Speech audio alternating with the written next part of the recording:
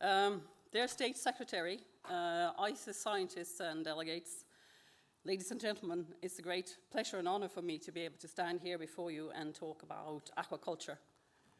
I was asked by our research director a while back ago, he said, would you give a talk, could I suggest you for giving a talk to ICES about aquaculture? And I said, sure, of course. And I didn't realize what talk he was talking about, which I found out earlier this year when I was going to prepare a little bit in advance. Let me see. So I have this fairly pompous title, which I have to say I actually made up myself, so I can't really complain. When I started to make the talk, there's some difficult words there, but I'll try to lead you through this. I started my working relationship with the Institute of Marine Research in 1987 on domestication of marine species, halibut and cod, in our research station in Austevoll, just south of Bergen. Then I was asked in 1990 if I wanted to go into salmon lice, because I had a background in chemistry, and we wanted to look at alternative treatments. I'm the only person in the world who actually wears the salmon louse on myself. It's made of silver, presented to me when I did my doctor's thesis, and it's sort of, I find salmon lice fascinating. My first breach with ICES was in 1994. I attended a meeting in St. John's in Newfoundland. When I was thinking back, I think I remember more of jungle gyms in the high street, actually, than the conference. But I have attended ICES over the years, and in 2002, I met my husband in Copenhagen on the ICES conference. For the last 6 years, I've been working as the head of aquaculture in the Institute of Marine Research, and we have been challenged then with not only doing research, but also do advice. And this is also why I then chose both research and advice in this topic.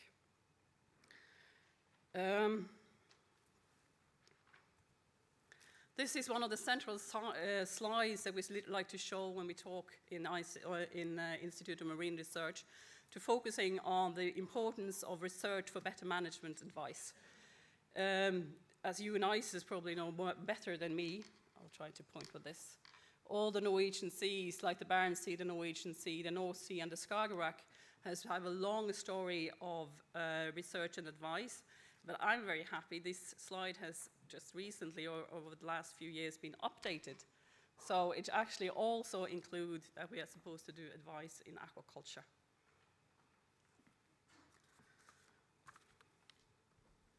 The outline of the talk, I'd like to say a little bit about aquaculture. And just to clear up a little bit about the wording, the working group that I'm in now is environmental interactions of mariculture. In Norway, we don't do this distinction between aquaculture and mariculture, but aquaculture traditionally also embodies the freshwater, brackish water, and marine waters aquaculture. Then I'd like to say a little bit about sustainable development, going through to some of the research that has been done around the world, and say a few words about advice, which is not always easy.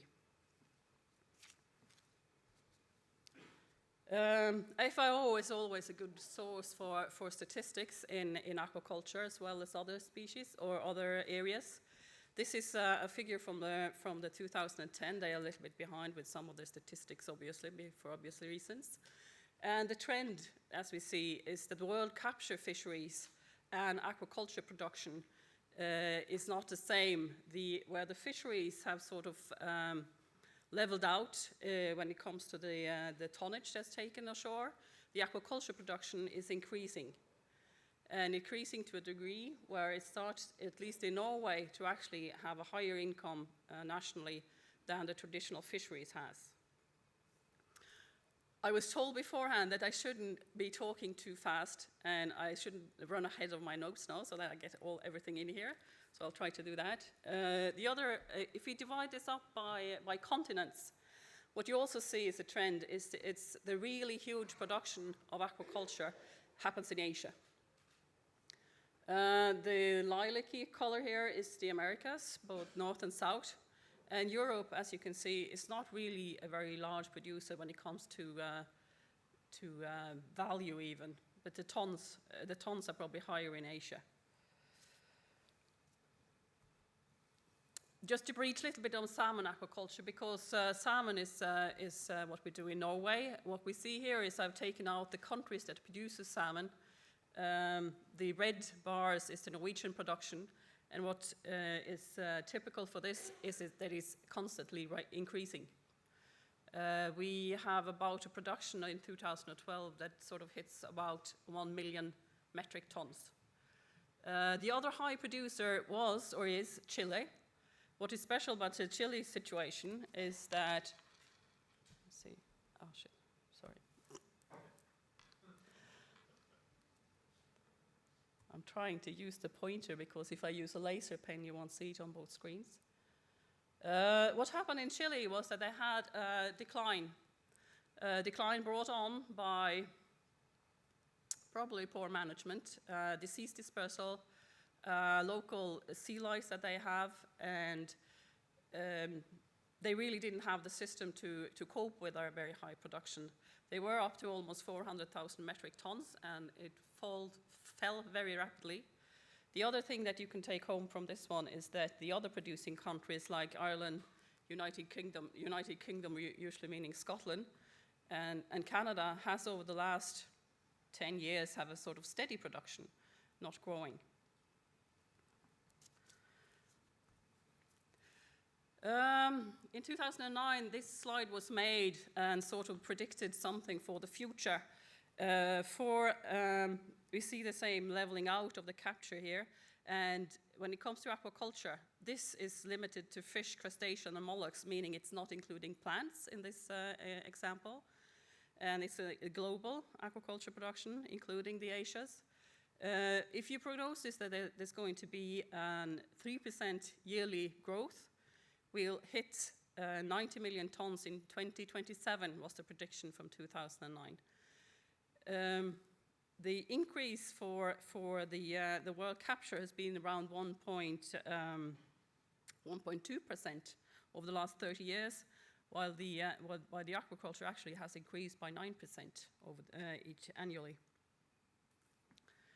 And if we go on to the newer numbers, for 2010 it was up to 60 million already, meaning a value of 120 billion US dollars.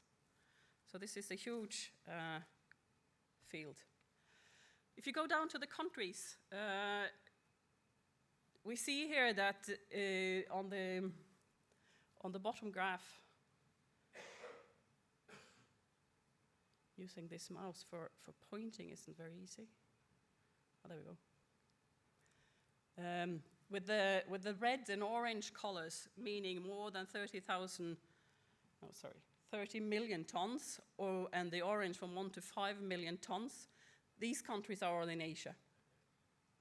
You see, China is the main producer when it comes to biomass, and this is aquatic animals for human consumption. But we also can notice that when it comes to the countries around the Atlantic, that Norway, France, Spain, and the US, Chile, it's not in the Atlantic Ocean, but Brazil is also fairly high producers when it comes to animals for human consumption. The reason for China being so totally dominating as well is that they use production in all trophic levels, meaning that they have all the way from the plants upwards doing a total production of a lot of species. There's another map that I like, which confused, when I had a little trial, actually confused the audience. This is a way of visualizing the production by letting each country's surface area represent the amount of tons that are being produced. So I don't know if you recognize. I wonder if I actually should have a pointer. You recognize the,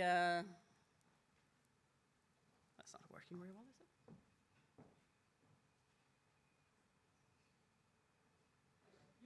besides Europe at the top not being a very high producer, I think this kind of map is very strange. I think if Columbus had used it, it might have even reached India, or at least China, probably. But it at least shows how the world is doing today. I also think it's very important to point out the technical development that happened in aquaculture. This is a very early picture from 1983 of King Harald of Norway being out looking at this new and wonderful fairy tale of aquaculture. This is now a research station in Austevoll. I want you to notice the wooden planks. I think he must have been wet at his legs here. The further development gone on to here, where we still have wooden planks somewhere, we starting to go into steel. Usually the feed for the fish would be wheelbarrowed down onto the cages and thrown into the cages. And precision throwing of fish pellets was a very high-end pastime for some of these people. Going on all the way up to this. This is a farm in Norway. What you can see here is that you have what we call the polar circles lying individually in the sea. This can only be reached by boats. You all have to have farm boats. And one person asked me what this is. And technically it's a raft. It's also where the feed is kept. There's probably millions of tons or tons and tons of feed in there, which is pumped out to each individual cage through a hydraulic system. And these cages are starting to get very large. This is a visualization that is stolen from Aqualine, who is a producer of some of these cages, showing that when the diameter of these rings increase, the visual of the cages decreases, and to the largest cages today, you actually only can see 0.2% of the cage where you have fish. These cages are typically from 30 to 50 meters deep, which gives some food for thought when people want to bring it on land. The area there might be a little bit difficult to handle. So what sort of signified this development has been the material used. There's been a huge feed development issues, feed distribution, but we still have some problems, of course, with other sides of it.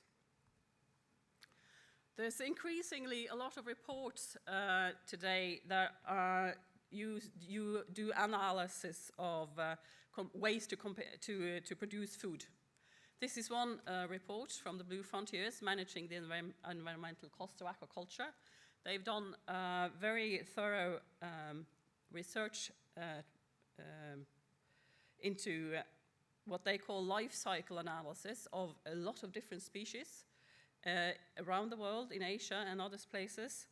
It takes on the inputs of doing the fish farming and the outputs, and do analysis of this regarding eutrophication, acidification, climate change, which is important, the energy demands, the land occupation, thinking of bringing things on land, and the biotic depletion as such. And what their conclusion was is that if you're going to produce livestock, you should do well to look into aquaculture to actually produce this, and that should be very seriously considered. Because when the resources are stretched, the benefits of aquaculture exceeds other livestock production. We come to sustainable development. Sustainable is a very difficult word, and we had a discussion earlier today about the possible new expert group in aquaculture, and what do people mean when we say sustainable? Food production is never without impacts, and sometimes when you talk to the wider public, you get an impression that by sustainable means untouched. And that's a very difficult concept to get to grips with. You get the impression that they would love to have a wheat field, but they also want to pick the blueberries from the forest that used to be there. And that's not very easy.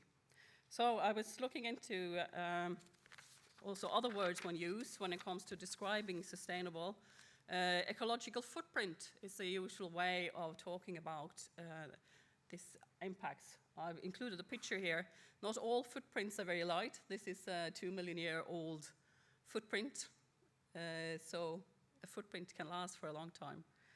When it comes to the ecological footprint, it usually means that you do a measure of how the human demand on the Earth's ecosystems and the amount of biologically productive land and sea area that is necessary to sustain the population, and how much you have to use to actually assimilate the waste that you go in with.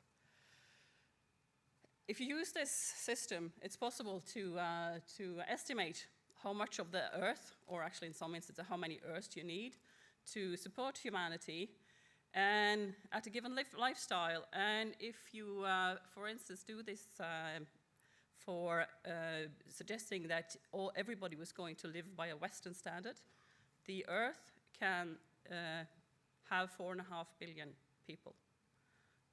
So that's also food for thought. Sustainable development, the World Commission on Environment and Development, also called the Brundtland Commission, had this definition, what they meant by sustainable development. And it says sustainable development is development that meets the needs of the present without compromising the ability of future generations to meet their own needs. This tells me that we are looking for something that is not irreversible. It's a very important word. But this doesn't tell us how to do it. So that's the big issue. When it comes to sustainable,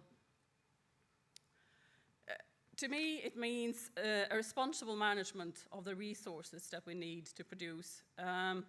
It also describes how the biological systems can remain diverse and productive and very important over time.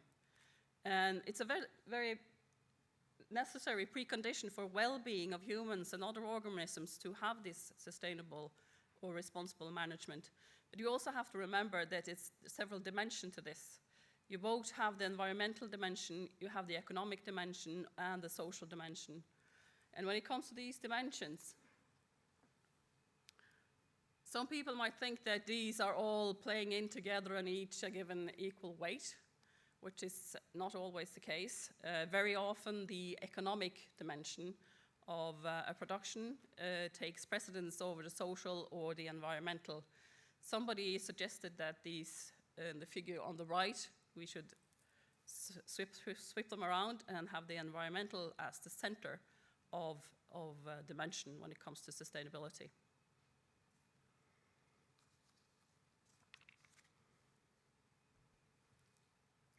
So there are some challenges that comes out of this concept of sustainable food production. And one that I think is very important is that you have to ask yourself, is this thing that we're doing now making irreversible effects on the ecosystem? And this goes for both land and sea. And will the production bring unjustified use of non-renewable resources? Of course, unjustified is also a difficult concept to answer. And then again, if the use of the resources is acceptable. And this also comes back to that we all stakeholders and political governments have to say something about what we think is acceptable.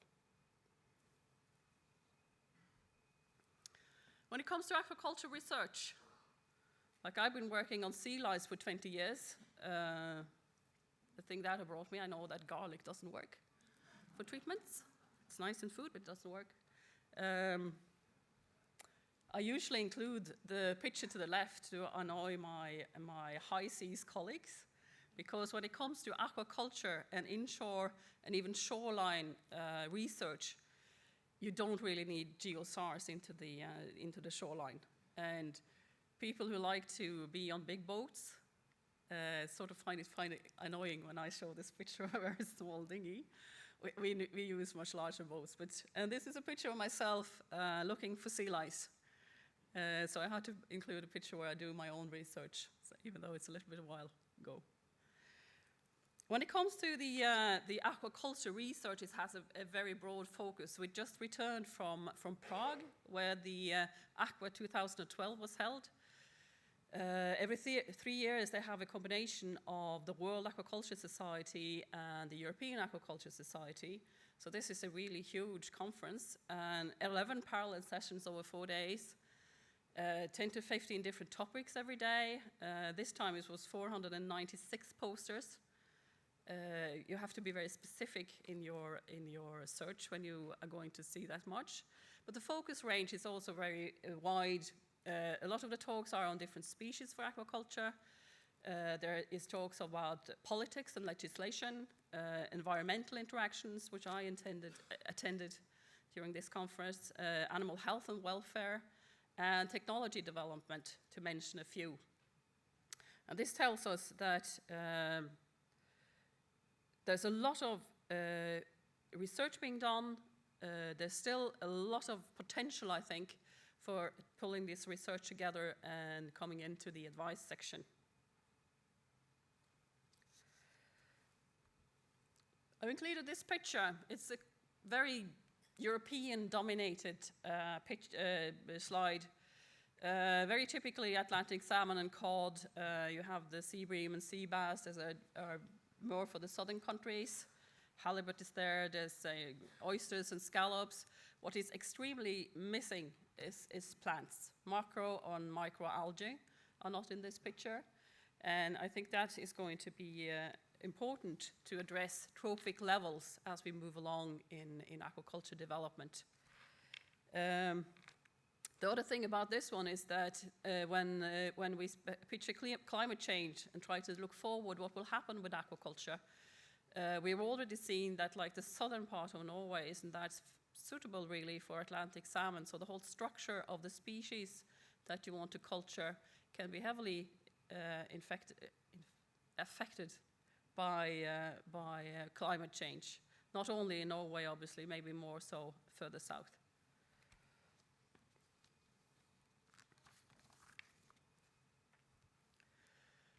The possible impacts you can have from an open cage aquaculture is more or less the same all around and for every species. Not totally the same, but I tried here and I used the word impacts, not interaction. So this is the impacts that comes out of a fish cage. What is very typically being addressed for quite a while is the exceed feed and feces that might fall to the bottom under cages. Myself, I've been working with a disease and disease dispersal, like the parasite sea lice, who disperses widely in the environment. Other virus and bacteria as well. You have the possibility for escapees, and you have also associated outputs, medicine, pharmaceuticals of any kind, and treatments that can come out of a sea cage. There's even been added noise, odor, and visual impacts at the top of the slides, and this is some of the problems that you can have with the general public when it comes to impacts from aquaculture. To narrow it down a little bit, I'd like to address some examples what have been done in Canada, Scotland, and Norway. These are all countries that have produced Atlantic salmon. For Canada, then on both coasts, for Scotland and Norway, obviously in their waters. They have done things on the strategic framework of their aquaculture, and there are some key themes, and I'd like to look a little bit on what's different and what's the same. There's also a lot of indicators under development. If you want to measure an impact, you have to have a very clear view on what you're going to measure. So you need an indicator that you believe actually tells you something about the impact as such. And then the next important step is the thresholds or the acceptance criteria that are under discussion in all countries now, and where you move into the political territories. What are we willing to accept when it comes to effects from aquaculture?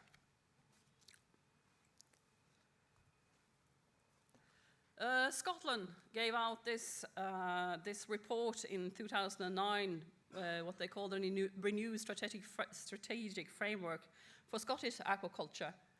They had themes, key themes that they found important. From my point of view, I immediately saw the healthy, efficient shellfish, the improved containment, pointing to the SKPs. So there's several of the important things in the legislation also addressed in this report. When it comes to Canada, this report is from 2012. It's more a report on aquaculture sustainability, and they also have several key themes that they want to address. And you recognize again the health and the protective ecosystems that they want to look at, ensuring resources used efficiently, and also the ensuring of safe and healthy products that they have found important. In Norway, also in 2009, there was a strategic document, Strategy for an Environmentally Sustainable Norwegian Aquaculture Industry, which focuses on some of the same topics.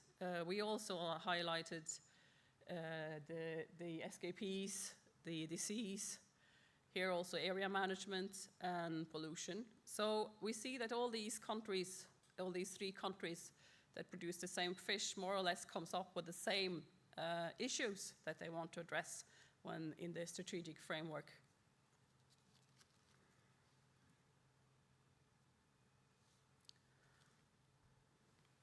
So there are some common problems on the open sea cage farming. I wonder if I can have some water, please. I think it's very important, the disease transfer, in particular parasites and virus. Of course, I put that on top since salmon louse is a parasite. This is in context to effects on wild populations. The same with the genetic impact that SKPs can entail. Eutrophication problems, both local and regional, is very important. And the possibility for organic overload, both local and regional, in any given area. The release of therapeutics and toxins, like in Norway where we have to treat for sea lice, you obviously have a release of therapeutics.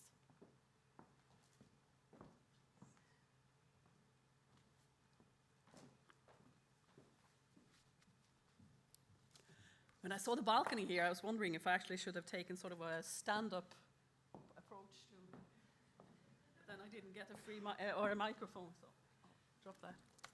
Sorry. I've seen too much live at the Apollo. Okay. The impact of behavior of fish can also actually affect how things happen, and the feed intake of wild organisms. In Norway, we actually started to see now that we have to have a look not only at the bottom, but also the pelagic fishes around fish farms that might change their behavior when it comes to all this feed that is so readily available to them. And use of area management is a topic here for the IC, so I haven't really gone too much into that. And the legislation and management is also very important. This is how we sort of approach this in the Institute of Marine Research in the program that I'm heading on research and advice, that we have these 4 key topics with environmental and ecological effects, both to aquaculture and ocean ranging. We're looking at health and disease dispersal and the interactions between farmed and wild fish populations, and the effect of SKPs, mainly on salmonid and cod.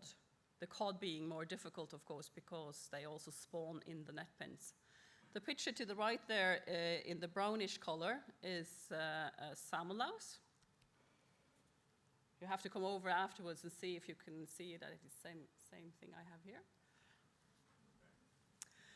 Just to be very brief, there's 2 sessions in this ICES conference, both the P session and the Q session, addressing both sustainable aquaculture development and a lot of other interesting talks.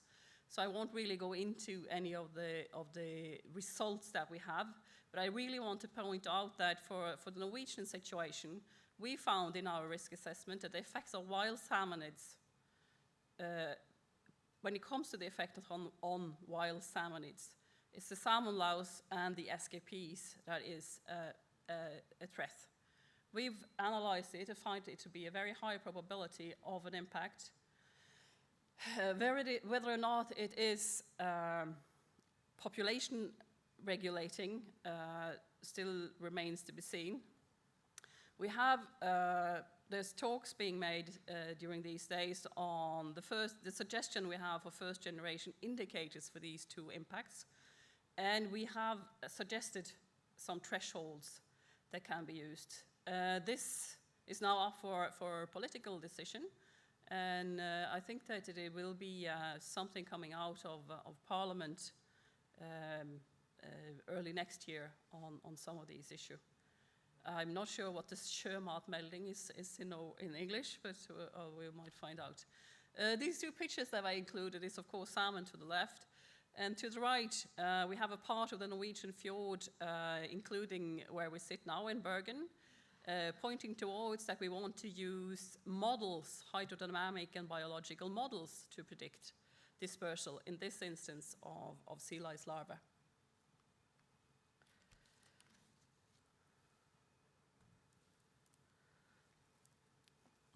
When it comes to defining the effects of or impacts around the farm, in Norway we have a system called the MOM that sort of defines how you're supposed to monitor around the farm. This has found its form in a national standard, 9410, that says how you should monitor effects within what is called here the side zone. We also have what we have chosen to call a transition zone. There is a zone from the farm and out where you might or might not have impact, and then you come out to a certain boundary where you will have the remote or the regional effects. There we have the EU's water frame directive coming into play now that says something about how things should be monitored. This can be a little bit difficult to fit into some of the more fish farm related problems, because the water frame directive hasn't really enclosed into it such a thing as aquaculture. It's more sort of waste from land and definition of the coastline in different water bodies. And aquaculture, we are struggling a little bit to fit it into this system. But I have an example after this one. I just wanted to show you some pictures of the sea floor. This is a special cage structure who is moving around. It only has one point of connection. So it's over a larger area, and you can see underneath farms sometimes that you could get a very high production of other animals, wild animals. Here you can see a prawn, some sea urchins, and polychaetes production, and 1.5 kilometers from the farm, there's not really that much there. So there's somebody who said that we should start thinking of extracting this biomass instead of trying to dilute the effluents from the fish farm. But this one, when you want to examine effects of aquaculture, it's very important to develop, and recently we started to use ROVs for these surveys. This is remotely operated vehicles and also diving. These pictures are taken from the Hardanger Fjord. You can see a fish farm more up close with the polar circles. And what we do is take transects all the way from the shoreline, from 0 meters and into the deep. And you do a total classification of the species that you find, both of algae and animals. In this instance, mostly the algae. Use the algae as an indicator, and as you go further and further down into the sea, the macroalgae will yield, and you can find other organisms, and like here at the bottom, sea urchins, for instance. When we use this system in the Hardanger Fjord to assess areas very close to a farm and places away from a farm. We came up with this using the water frame directive methods for associating effect. The EQR is the environmental quality ratio, meaning that you have a value for untouched areas and a value for what you perceive as exposed areas. And I must say, to somebody's surprise, that in all of Hardangerfjord, where you have a production of 50,000 tons of salmon, the EQR values show the score of good to very good water quality and situation of the macroalgae.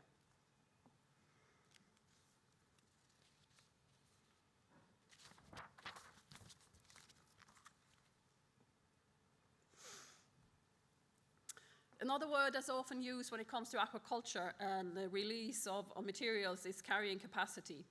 It was also mentioned today in our meeting in the possibly new expert group on aquaculture. Carrying capacity has a very wide definition, and the ICES study group already in 1987 made a statement on what they thought carrying capacity was. And as you can see from this, they define it in relative to available food resources, so in a wild context. Another word is the holding capacity, that's defined as when it's limited by a non-trophic resource, also the environmental interaction of mariculture group. But I find that the assimilative capacity word, the ability of an area to maintain a healthy environment and accommodate waste, is a very good word, assimilative capacity instead of carrying capacity. Although we still call it carrying capacity. And I would like to take you through this slide. When you have a production or a biomass, some of your impacts will be related to the actual biomass. For instance, SKPs is not technically totally related to biomass, but the more fish you have, you could say that the more fish stir, the larger the risk of actually having SKPs. But for a lot of the impacts, the impact is related to the total biomass produced. So for any given impact, you will have a definition on how much it impacts. And another impact might have a totally different range or a slope to the curve here. And then it comes in that you do need to have an environmental standard for each of these impacts, both for the 1 and for 2. Let's say that the number 1 is the sea lice and the number 2 is the organic waste. It then falls into this slide that the carrying capacity for the 1 is much lower than the carrying capacity for the second. And from this, you have to conclude that when you look at all the impacts, is the impact that gives the actually lowest carrying capacity that is the one you have to adhere to. Because you can't really use the one or the other. You have to go for the one that gives the lowest impact. The environmental standard is where the politicians come into view, because the standards will say something about what we are willing to accept in the environment. I also wanted to say a little bit of risk assessment. It has been a topic for some of the meetings I've been within the ICES, and the area management that we use in an ecosystem-based regulation. And it has been addressed before here today that it's very important to have a holistic and an ecological-based planning for regulation of the marine environment. And this is very old news for you in the ICES. But for the aquaculture impacts, it's very important to protect the biodiversity and to maximize the profits from the resources that you actually use. And the area management plans will be very important for the framework for other regulations as well.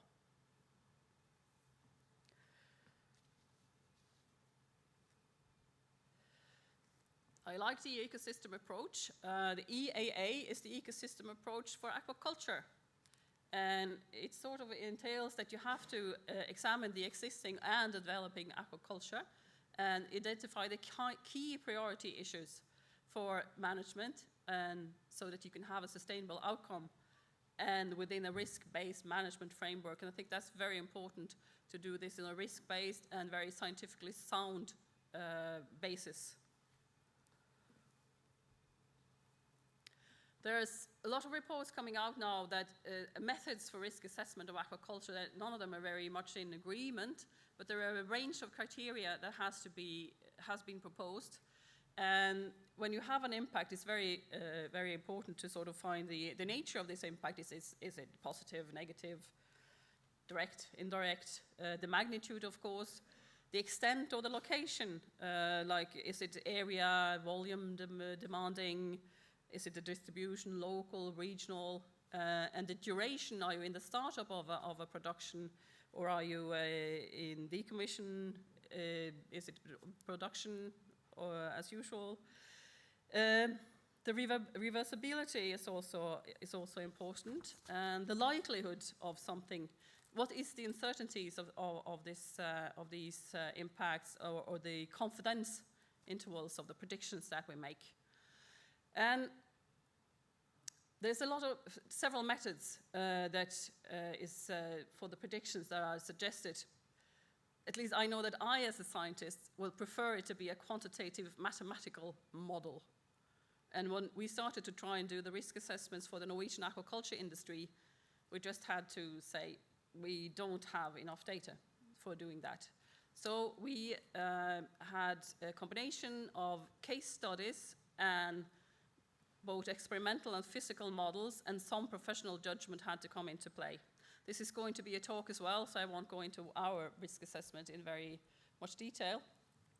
But deciding the indicators is very important for the impact. The practicability, is it available? Is it really measurable? And especially, is it accurate? And what kind of coverage can we hope to get? And then we come to the thresholds again, the acceptance criteria, and this is more like where the risk-based analysis comes in. What are we willing to risk when it comes to this impact? And the challenge then, of course, is supposed to group together the multiple impacts you have and the possible regional effects as well. We have a new risk assessment coming out in January. The old one is available for those who want to see it, so I won't say more about that, but please go and hear the talk. So the gaps we have in our knowledge and assessment is effects on hard bottom organisms has come up. Also the impact of nearby algae has been addressed. And recently a lot of questions have been raised about sensitive organisms, sponges, corals, and other sensitive habitats as well. And then to monitoring these regional effects is very important, and as I already said, how do we calibrate this, for our instance, with the EU Water Frame Directive? The Norwegian conclusions when it came to the research that we have done and the surveillance that have been done is that it is the salmon lice on sea trout and the genetic impact of SKPs, salmon, that is the most problematic factors in the Norwegian waters. The resistance towards chemical treatments for sea lice, where we can't use garlic, is also important. And the risk of regional eutrophication and negative organic load is actually very low in Norwegian waters, which I think came as a surprise to a few people. I see a lot of possibilities for collaboration here, and the need to develop a cross-sectoral common understanding and handling of these environmental risk assessments is, for me, very important. And to find these methods of assessing the impacts and the vulnerabilities, and also try to strive towards national and international standards, like the ISO is one example here. And if we could at all come up with the common indicators and thresholds to use for our monitoring, this would be great. This is an example of a new ISO standard that's just out. It's monitoring of the impacts from marine finchfish on soft bottoms. And I don't know what you think when you hear soft bottoms, but this is on the seafloor. If you snigger when I come to the hard bottoms, I don't know what I'll do.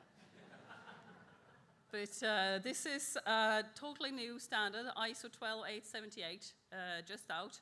I'm recently also working with ISO standard together with colleagues on the sea lice monitoring, and we'll convene in Reykjavik in October. So I think this is good work. And I also find that the possibilities for aquaculture in ISIS is very exciting. I was told that I had to spell out the acronyms because some of our very renowned ISIS people in the Institute didn't know what IME was. It's the Environmental Interactions of Mariculture. And also the Marine Shellfish Culture had a joint meeting in Sopot this year. And we're in discussion whether there should be an expert group now on written sustainability in aquaculture. And during these discussions today, we sort of found out that we had some problems actually using the word sustainability and what people would think this was. But as a first step, I think that Norway especially needs to have some of our national reports peer reviewed by the international community and hopefully maybe ISIS when it comes to this. And now I come to the advice. I haven't written good advice, not excellent advice. We'll have to start with advice. And it's not very good, it's not easy to give advice. Like my father says, it's difficult to predict, especially about the future. So advice can be difficult to give. I know one very good advice, a Norwegian advice, is to always wear wool closest to your body. But this is like, we go into the world as a Norwegian, you say this and say, oh yes, they know what they're talking about. It's a cold country, yes, we believe this. This is probably a good advice. So good, we have maybe 8,000 years of knowledge on this. It's almost genetic. So this is one advice you can give easily, but how to give good advice is difficult. And I find it very difficult going into the world and give advice on aquaculture because there's something about the perception. We very often are met with that we have a conflict of interest, and I think we've been bought by anyone, if it's the Ministry of Fisheries or the fish farmers. When we give an advice, we're not always believed. And I found someone to blame. It's Hollywood. This is a picture, so I don't know if it's Pixar or it's Disney. I don't know if you have small children, you would recognize little Nemo in the middle there, who's a clownfish who's lost and lives on this very happy little reef. It's very colorful. And I think that a lot of people in this world believes all of the ocean to be such. So the perception of people of what the ocean is lacking. And I have a little film.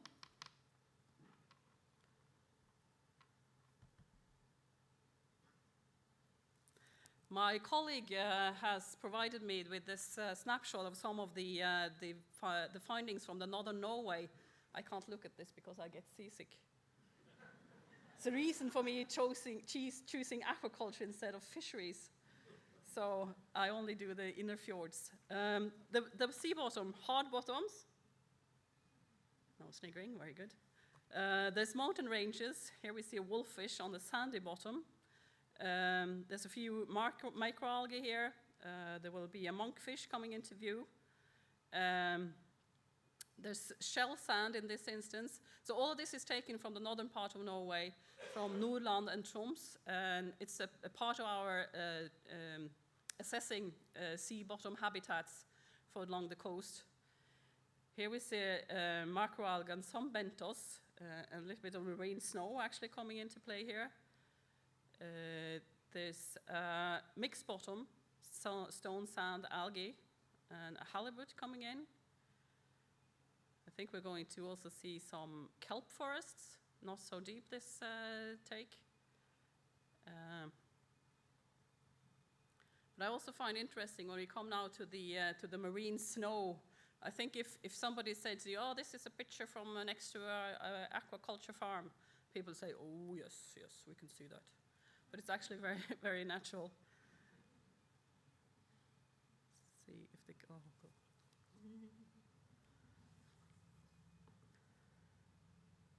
Here we go.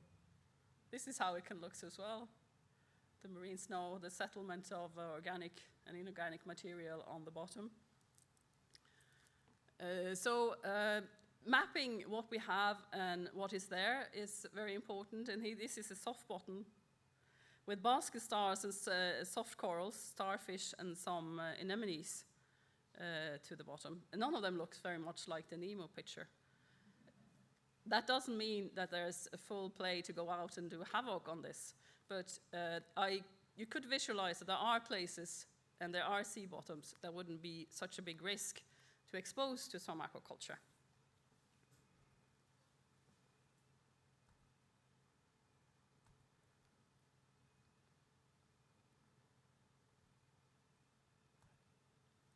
Good.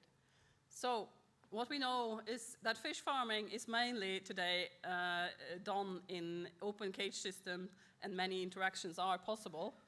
And all the methods and criteria that are available today for assessing risks is getting into place, but setting the acceptance criteria again, and the judgment on the impact is something up for both political decision makers and stakeholders, I think is very important. And it should come as no surprise to people who have been in ICES for a long time. Also in aquaculture, we see the need for extensive monitoring programs to document and quantify these impacts that we see.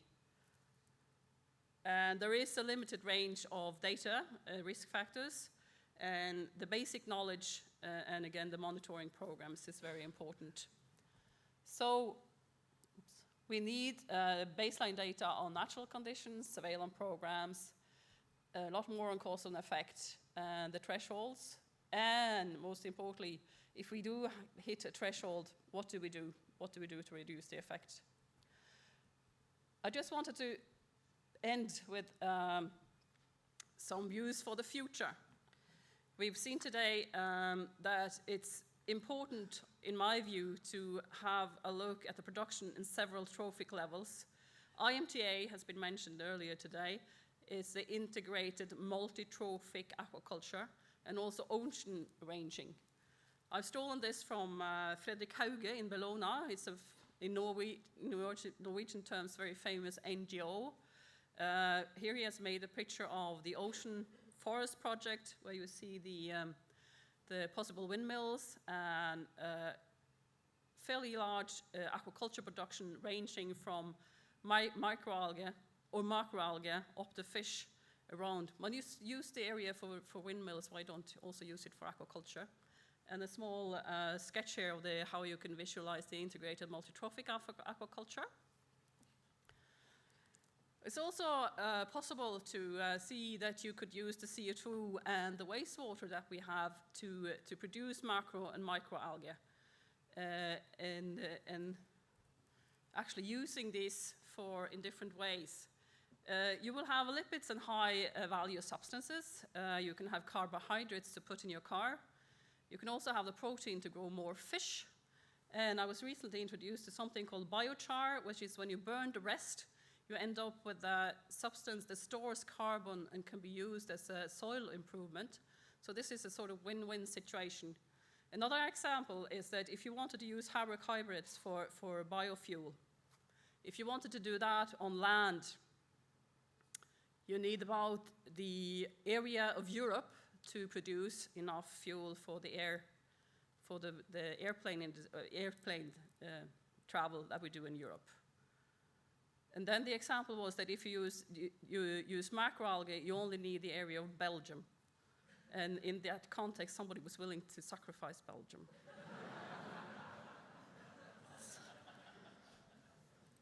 It's also important that the governance, this is taken from an FAO report, and how to achieve then the global aquaculture sector's long-term goals. And I strongly believe as well that to commit to provide and support a good governance framework is very important. So I believe science, like it was said earlier today, we do need a solid scientific documentation, and we need peer-reviewed internationally publications that hold up even in court. And good advice. It's very important, I think, that we have a transparent process and that we continue to strive towards an international consensus on what these issues are. And that's where I hope that both we in Norway and other countries can rely on ICES to bring us forward. Thank you.